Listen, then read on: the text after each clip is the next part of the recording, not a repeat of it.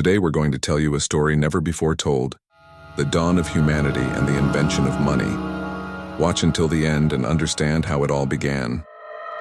Long before the pyramids, long before the first recorded word, an incredible journey was already underway. We often think of history starting with great cities, but the true human story began much earlier, in a time we call prehistory. This is the story of the first people on Earth, not the mythological figures of texts, but the pioneers who shaped our world over millions of years. Our tale begins roughly 300,000 years ago in Africa, where Homo sapiens, anatomically modern humans, first emerged. These weren't Adam and Eve. They were a resilient species that had evolved the ability to walk upright, use sophisticated tools, and most importantly, think and communicate complex ideas. For vast stretches of time, our ancestors were hunter-gatherers. Life was defined by movement. They followed the migration of herds and the seasonal cycles of plants. A day was spent mastering the ancient skills of survival, tracking a gazelle, crafting a flint spearhead, and learning which roots were safe to eat.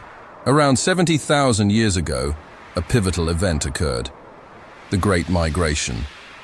Small bands of humans began to leave Africa, spreading across the globe.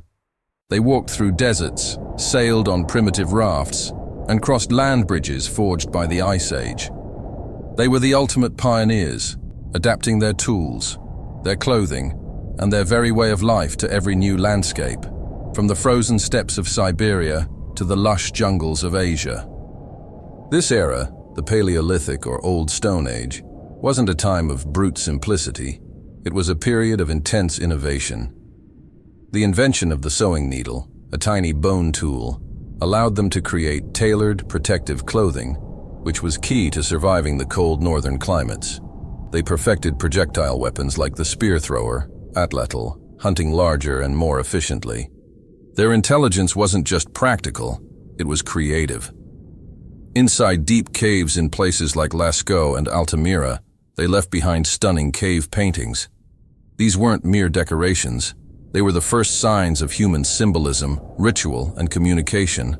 A complex spiritual life lived in the deep shadow of the past.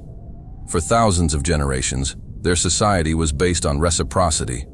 They shared everything within the small band. Survival depended on cooperation, not accumulation. Everything changed about 12,000 years ago with the Neolithic Revolution, or the birth of agriculture. Instead of chasing food, humans learned to grow it. They domesticated wild grasses into cereal crops, wheat, barley, rice, and tamed animals like goats, sheep, and cattle. This single shift transformed humanity. Hunter-gatherer bands settled into permanent villages. Suddenly there was a food surplus, a stable supply that didn't require everyone to hunt. This excess freed some people to specialize. Some became builders, some pottery makers, and some, eventually, traders. This is where the first need for a standardized system of exchange began to emerge. When villages started producing surpluses, trade naturally began. But before money, there was barter. Barter is the direct exchange of one good or service for another. I'll give you 5 baskets of wheat for 1 sheep. Simple enough, right? Wrong. The barter system was crippled by a massive problem called the double coincidence of wants. For a trade to happen, you not only had to find someone who wanted what you had, but they also had to have something you wanted at the exact same time. Imagine, a fisherman has too much fish, but he needs grain. He finds a farmer, but the farmer only needs salt, not fish. The fisherman must now find someone with salt who wants fish, then trade for salt, and then find a farmer who wants salt for grain. It was inefficient, time-consuming, and limited the growth of trade. To solve this, societies began to adopt commodity money, objects widely accepted as having value.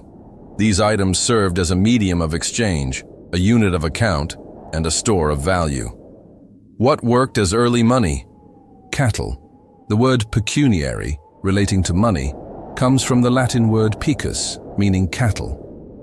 Cattle were an early form of currency in many cultures, although hard to transport. Salt. In ancient Rome, soldiers were sometimes paid in salt, which was essential for preserving food.